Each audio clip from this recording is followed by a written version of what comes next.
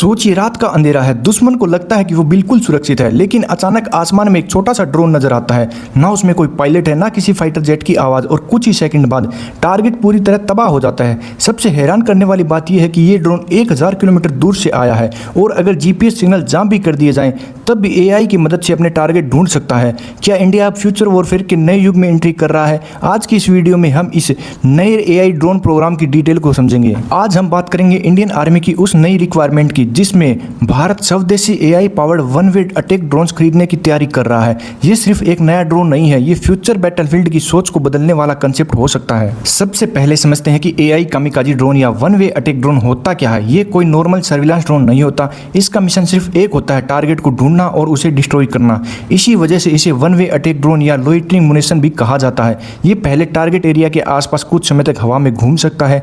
जैसे ही target confirm होता है, ड्रोन सीधा उस पर डाइव करता है और अपने एक्सप्लोजिव पेलोड के साथ अटैक कर देता है। अटैक के बाद ये वापस नहीं आता, इसी वजह से इसे कामिकाजी ड्रोन कहा जाता है। अब सवाल आता है कि एआई इसमें क्या करेगा। आज के बैटलफील्ड में इलेक्ट्रॉनिक वॉरफेयर बहुत कॉमन हो चुका है। दुश्मन जीपीएस सिग्नल को जाम कर सकता है, कम्युनिकेशन तोड़ सकता है, ड्रोन का कंट्रोल छीन सकता है। लेकिन एआई इनेबल्ड ड्रोन को इस तरह डिजाइन किया जा सकता है कि वो कैमराज, सेंसर और ऑनबोर्ड प्रोसेसिंग की मदद से टारगेट को पहचान सके। यानी अगर कम्युनिकेशन वीक हो जाए तब भी मिशन कंटिन्यू करने की कैपेबिलिटी डेवलप की जा सकती है। इसी तरह की एडवांस कैपेबिलिटी आर्मी की रिक्वायरमेंट में मांगी गई है। पिछले कुछ सालों में दुनिया ने देखा है कि मॉडर्न वॉर्स में ड्रोन कितने इफेक्टिव हो सकते हैं। ट्रेडिशनल मिसाइल बहुत महंगी होती हैं, फाइटर जेट्स को रिस्क होता है, लेकिन ड्रोन्स कंपैरेटिवली कम कॉस्ट पर खतरनाक मिशन परफॉर्म कर सकते हैं। इसी वजह से भारत अपनी स्वदेशी ड्रोन कैपेबिलिटी को मजबूत बनाना चाहता है। लेकिन असली सवाल अभी बाकी है, क्या ये ड्रोन सच में 1000 किलोमीटर तक स्ट्राइक कर सकता है और इसमें कौन सी टेक्नोलॉजी इस्तेमाल हो सकती है। ड्रोन की रेंज सिर्फ उसके साइज पर डिपेंड नहीं करती, सबसे बड़ा रोल होता है उसके इंजन, फ्यूल और डिजाइन का।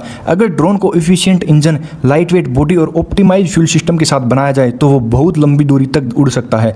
आर्मी की रिक्वायरमेंट में लगभग 1000 किलोमीटर स्ट्राइक इन्वॉल्व की बात की गई है। इसका मतलब ये है कि ड्रोन को इतनी दूरी तक मिशन कंप्लीट करने की कैपेबिलिटी चाहिए। ये जरूरी नहीं कि हर मिशन में ड्रोन 1000 किलोमीटर ही उड़े, लेकिन डिजाइन का टारगेट लॉन्ग रेंज ऑपरेशन को ध्यान में रखकर किया जा रहा है। आज के बैटलफील्ड में जीपीएस जैमिंग एक बड़ा चैलेंज है। अगर जीपीएस सिग्नल डिस्टर्ब हो जाए तो नॉर्मल ड्रोन्स अपना रूटीन खो सकते हैं।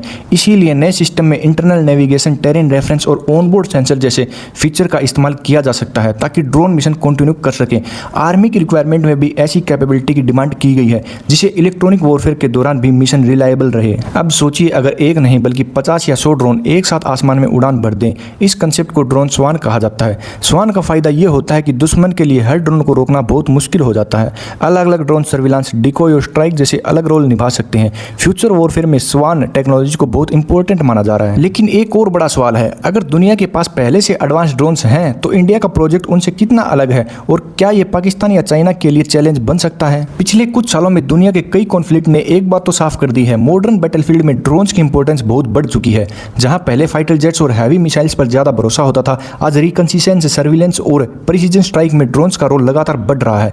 इसका मतलब ये नहीं कि ड्रोन्स फाइटर जेट्स की जगह ले लेंगे, बल्कि दोनों एक दूसरे को कॉम्प्लीमेंट करते हैं। ड्रोन पहले इंफॉर्मेशन कलेक्ट कर सकता है, टारगेट आइडेंटिफाई करने में मदद कर सकता है और कुछ सिचुएशन में प्रिसीजन स्ट्राइक भी कर सकता है। भारत का फोकस सिर्फ ड्रोन खरीदना नहीं बल्कि स्वदेशी टेक्नोलॉजी को डेवलप करना भी है। अगर एडवांस डिफेंस सिस्टम देश में ही डिजाइन और मैन्युफैक्चर होते हैं तो मेंटेनेंस, अपग्रेड्स और फ्यूचर इंप्रूवमेंट पर ज्यादा कंट्रोल मिलता है। इसीलिए आर्मी की रिक्वायरमेंट में भी स्वदेशी सॉल्यूशन पर जोर दिया गया है। ये मेक इन इंडिया और डिफेंस मैन्युफैक्चरिंग इकोसिस्टम को भी मजबूत बना सकता है, जहां गवर्नमेंट ऑर्गेनाइजेशन के साथ प्राइवेट इंडियन कंपनीज भी अपना योगदान दे सकती हैं। अक्सर लोग पूछते हैं, क्या ये ड्रोन चाइना और पाकिस्तान के लिए चैलेंज बन सकते हैं। सच ये है कि साउथ एशिया में ड्रोन टेक्नोलॉजी पर हर देश ध्यान दे रहा है। चाइना ने ड्रोन डेवलपमेंट में काफी इन्वेस्टमेंट की है और पाकिस्तान भी अलग अलग ड्रोन सिस्टम को अपनी मिलिट्री स्ट्रेटजी का हिस्सा बना रहा है।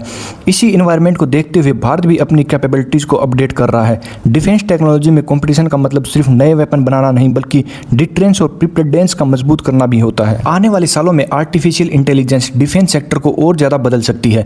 एआई की मदद से faster data analysis, better navigation और मिशन प्लानिंग जैसे एरिया में सुधार हो सकता है। लेकिन इसके साथ साइबर सिक्योरिटी, इलेक्ट्रॉनिक वॉरफेयर और ह्यूमन ओवरसाइट भी उतनी ही इंपॉर्टेंट रहेगी। यानी फ्यूचर बैटलफील्ड में सिर्फ पावरफुल वेपन्स ही नहीं बल्कि स्मार्ट टेक्नोलॉजी और ट्रेंड ऑपरेटर्स भी जीत का बड़ा हिस्सा बन सकेंगे।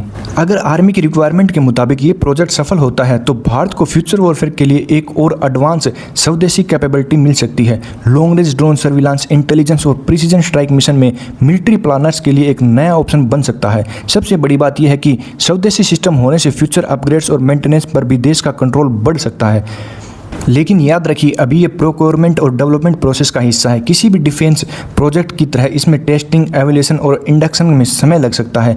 आज से 20-25 साल पहले बैटलफील्ड की पहचान टैंक्स और फाइटर जेट्स थे। आज ड्रोन्स उनके साथ मिलकर काम कर रहे हैं और आने वाले सालों में एआई, ऑटोनोमस सिस्टम और इलेक्ट्रॉनिक वॉरफेयर बैटलफील्ड को पूरी तरह से बदल सकते हैं।